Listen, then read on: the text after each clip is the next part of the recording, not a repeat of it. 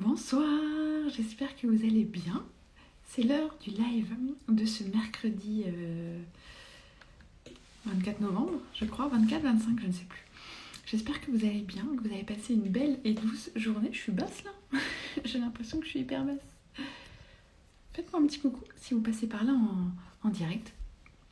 Aujourd'hui, j'avais envie de vous parler d'injonctions dans le développement personnel, d'injonctions au bonheur, d'injonctions à plein de choses et des pièges aussi dans lesquels on peut tomber en tant qu'accompagnant, accompagnante, dans lesquels moi-même je suis tombée. Et là, je prends vraiment un temps de prise de recul, de remise en question de ma pratique. Et ça, c'est quelque chose que je fais régulièrement parce que ça me paraît, moi, essentiel quand on travaille comme ça avec l'humain, avec des gens qui sont humains derrière, de toujours, me poser la question de est-ce que c'est ok pour moi ce que je fais, est-ce que mes accompagnements, est-ce que je suis alignée avec ça, est-ce que tout ce que j'entreprends dans le côté plus communication, marketing, est-ce que je suis ok avec ça aussi, est-ce que là c'est mon message que je délivre vraiment ou est-ce que c'est le message de quelqu'un d'autre. Et tout le temps je prends ce recul, je fais un pas de côté un peu sur ma pratique, sur ma posture en tant qu'accompagnante. Et c'est important pour moi et c'est important aussi pour mes clientes de le faire. Et là justement, dans mon accompagnement bio, il y a des choses qui s'ajustent et c'est aussi grâce à mes clientes que je prends ces temps d'arrêt où je me dis ok, là je sens que je me cherche dans cet accompagnement. Comment est-ce qu'on peut co-créer quelque chose d'encore plus puissant. Et là, quelque chose qui me gênait dans ma pratique actuelle, c'était un des pièges, des injonctions qu'on peut entendre comme ça, dans lequel je suis tombée, d'aller toujours plus vite. Il faut aller plus vite. Je me sens vraiment toute petite dans le... Ça me fait vraiment bizarre. Hop là, je sais pas de quoi ça vient. Hop là. Bon, le principal, c'est que vous puissiez m'entendre, cela dit. Et de cette injonction de toujours aller plus vite, plus vite, plus vite, plus vite. 10 jours pour faire ça, 21 jours pour changer ça, 15 jours pour changer ça, 30 jours pour changer ça. Et là, en fait, ce qui se passe dans Biou, c'est que je délivre des contenus chaque semaine avec des choses à faire. Et puis la semaine d'après, encore un contenu avec des thématiques qui changent et qui s'enchaînent. Et là, je me suis dit, attends, qu'est-ce que tu es en train de faire concrètement? Est-ce que tu apportes de la valeur à tes clientes en faisant ça? Est-ce que vraiment tu les accompagnes dans cette transformation qu'elles sont venues chercher? Est-ce que tu les accompagnes à atteindre les objectifs qu'elles sont venues chercher en travaillant avec toi? En délivrant comme ça, des programmes. Et je me suis dit, non. J'ai échangé avec elle, parce que c'est important aussi, je pense, d'être transparent avec les personnes qu'on accompagne, parce que oui, je pourrais continuer comme ça et puis me dire, bon, après tout, c'est leur responsabilité. Non, moi je vois pas les choses comme ça. En effet, l'engagement qu'elles mettent dans les programmes, l'engagement a sa part pour la réussite d'un accompagnement. Bien sûr, quand on est psy, coach, thérapeute, on n'a pas d'obligation de résultat. Mais ça aussi, c'est un autre piège dans lequel on peut tomber. Ah bah non, mais de toute façon, il n'y a pas d'obligation de résultat. Les clientes, si elles n'atteignent pas leur objectif, c'est de leur faute, parce qu'elles n'étaient pas assez engagées, pas assez ceci, pas assez cela. Ok, c'est un fait. Mais ça, c'est aussi un piège dans lequel on peut tomber, parce qu'on a quand même une obligation de moyens. Enfin, je veux dire, si je délivre de la merde à mes clientes, si je délivre 3 banalités, des contenus complètement vides, des trucs qui n'ont aucun sens, aucun intérêt, c'est quand même de ma responsabilité à moi. Là, ok, elles peuvent venir à tous les coachings, à tous les trucs, si je dis des choses qui sont vides de sens, je leur apporte pas. Je mets pas les moyens, moi je tiens pas mon engagement de les accompagner. Donc ça, c'est important aussi, en tant qu'accompagnant, de dire ok, est-ce que là, je suis alignée avec ça?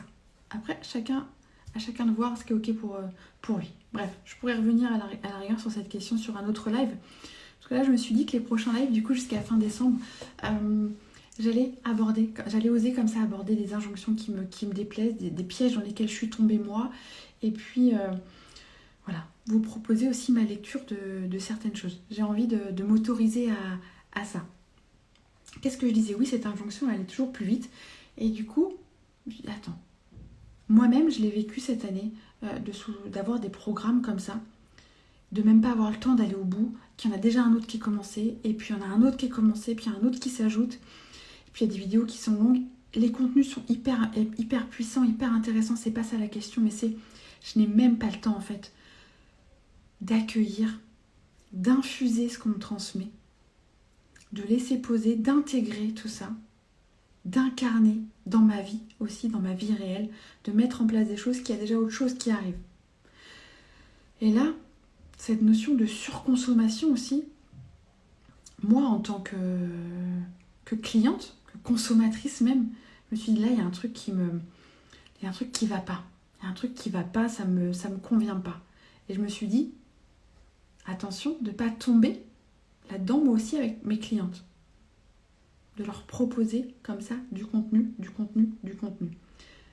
L'idée, moi, pourquoi j'accompagne mes clientes? Pour qu'elles atteignent les objectifs qu'elles ont envie d'atteindre dans leur vie, pour qu'elles se créent cette vie sur mesure qu'elles ont envie, qu'elles se révèlent, parce que c'est le cœur de mes accompagnements. Mais pour ça, il faut aussi que je leur laisse le temps. Le temps de comprendre ce que je leur transmets, le temps d'intégrer, comme je le disais, de poser quand il y a du travail personnel à faire, des exercices, des outils à appliquer, le temps de le faire, le temps d'incarner ça et de voir comment ça, dans la matière, comment ça prend vie et qu'est-ce que ça crée en elles, qu'est-ce que ça change dans leur vie. Et après, d'y aller étape par étape.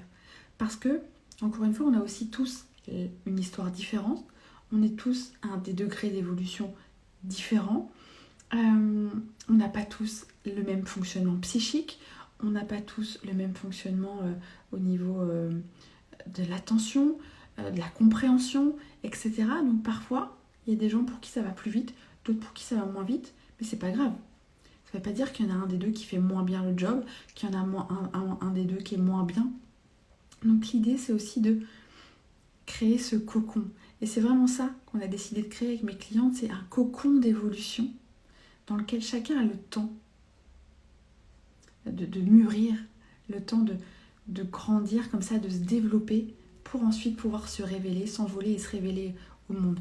Mais pas dans cette frénésie de toujours consommer, mais si je sais pas ça, mais si elles savent pas ça, elles pourront pas y arriver. Et puis de l'autre côté aussi, mais non, mais si je sais pas ça, c'est-à-dire que je pourrais pas réussir ma vie. Non, il n'y a rien de tout ça qui est nécessaire. C'est à chaque fois, c'est du plus dans l'évolution.